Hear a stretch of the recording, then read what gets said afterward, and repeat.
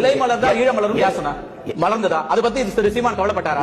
இலை மலர்ந்தால் ஈழ மலர், இங்கே இலை மலர்ந்தால் அங்கே ஈழ மலருங்கிறது அந்த நேரத்துல, தேர்தல் நேரத்துல இனம் கொல்லப்பட்டு இருக்கும்போது அம்மையார் ஜெயலலிதா மட்டும்தான் நான் ராணுவத்தை அனுப்பி ஈழம் அடைவேன்னு சொன்னாங்க. எங்களுடைய சொல்லை கேட்கும் புதிய மத்திய அரசு அமைந்தால் தனி ஈழம் அமைக்க நடவடிக்கை எடுப்பேன் என்று அண்மையில் சொல்லியிருந்தேன். சண்டை நடந்து கொண்டிருந்தது. அப்ப வந்த பிறகு ராணுவம் அனுப்ப முடியுமா? ஒரு மாநில முதலமைச்சர் ராணுவத்தை அனுப்ப முடியுமா? ஏங்க அதுக்கு காங்கிரஸ் கட்சிக்காரங்க கேட்டாங்க, நீங்க பாகிஸ்தானுக்கு எப்படி ராணுவத்தை அனுப்பி பங்களாதேச பிரிச்சியலோ அப்படிதான் நானும் செய்வேன்னு பதில் பேசினாங்க. இந்த அம்மாவுக்கு சர்வதேச சட்டம், இன்டர்நேஷனல் லா தெரியவில்லை. எப்படி இலங்கையில் தனி ஈழம் அமைக்க முடியும்? இலங்கை என்ன இந்தியாவின் மாவட்டமா, காலனியா என்று அவர் வினவியிருக்கிறார். இதிலிருந்து இவருக்குத்தான் விவரம் புரியவில்லை என்பது தெரிகிறது.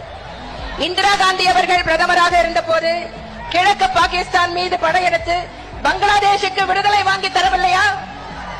இந்திரா காந்திக்கு சர்வதேச சட்டம் புரியவில்லை என்று சொல்கிறாரா இந்த காங்கிரஸ் செய்தி தொடர்பாளர்?